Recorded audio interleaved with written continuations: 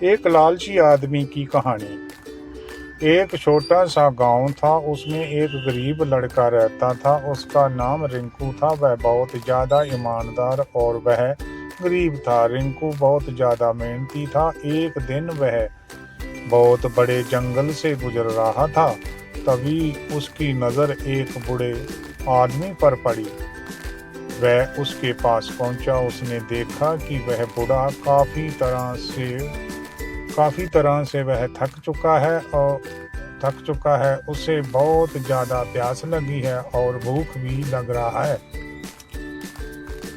वह उस आदमी को अपने घर ले गया और अपनी पत्नी से खाना बनाने के लिए कहा। पत्नी ने खाना तैयार किया। फिर उसे बूढ़े आदमी ने खाने के बाद रिंकू से कहा, मैं एक जादूगर हूँ। आपसे बहुत ज़्यादा खुश हूँ, इसलिए मैं तुम्हें एक जादुई पक्षी देता हूँ। ये पक्षी तुम्हारी हर इच्छा पूरी करेगा। रिंकू को बहुत खुशी हुई। उसने बूढ़े आदमी को धन्यवाद दिया और वह आदमी अपने घर चला गया। रिंकू ने पक्षी से कहा, मुझे एक बड़ा सा घर चाहिए। पक्षी ने सिर हिलाया और तुरंत ही रिंकू के घर के सामने एक बड़ा सा घर आ गया। रिंकू बहुत खुश हुआ। उसने पक्षी से और भी कई चीजें मांगी, जैसे कि अच्छे कपड़े, स्वादिष्ट खाना और बहुत सारा पैसा। पक्षी ने उसकी हर इच्छा पूरी की। रिंकू बहुत अमीर हो गया और खुश था। वह अपने नए घर में रहता था और हर तरह के सुखों का आनंद लेता था। लेकिन कुछ दिनों के बाद रिंकू को पक्षी से बोरियत होने लगी। उसने पक्षी से कहा, मुझे अब कुछ नहीं चाहिए। मैं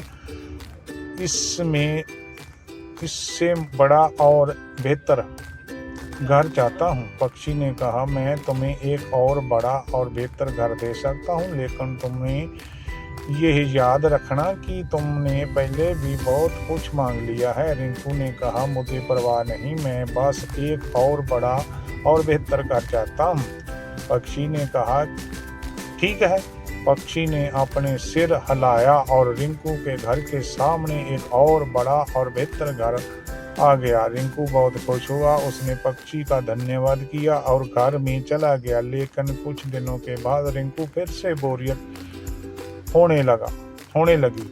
उसने पक्षी से कहा, मुझे अब कुछ नहीं चाहिए। इससे बड़ा और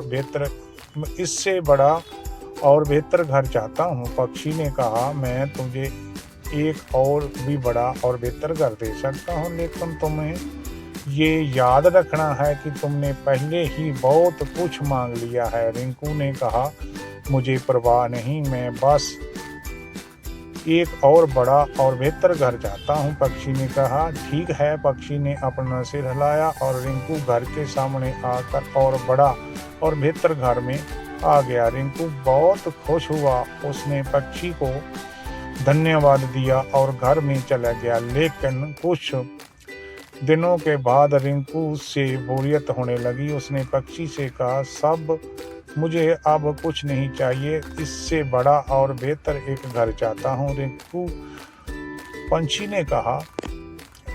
पंछी ने कहा कि अब तुम्हें बहुत लालची हो रहे हो। तुमने पहले ही बहुत कुछ मांग लिया। लेकिन रिंकू ने नहीं सुना। वह बस एक और बड़ा और बेहतर घर चाहता था। पंछी ने कहा, ठीक है, लेकिन मैं तुम्हें चेतावनी देता हूँ, अगर तुमने एक बार और मुझे लालच किया तो मैं तुमसे दूर हो जाऊंगा और तुम्हें कभी वापस नहीं मिलूंगा।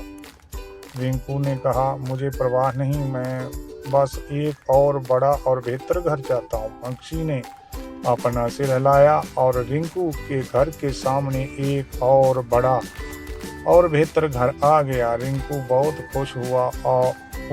उसने पक्षी का धन्यवाद और घर में चला गया। लेकिन कुछ देर के बाद रिंकू ने देखा कि पक्षी उड़ गया है।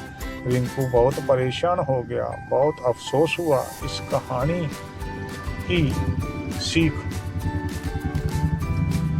हमें अपने जीवन में जो मिल जाए उसी में खुश रहना चाहिए। हमें कभी भी लालच नहीं करना चाहिए और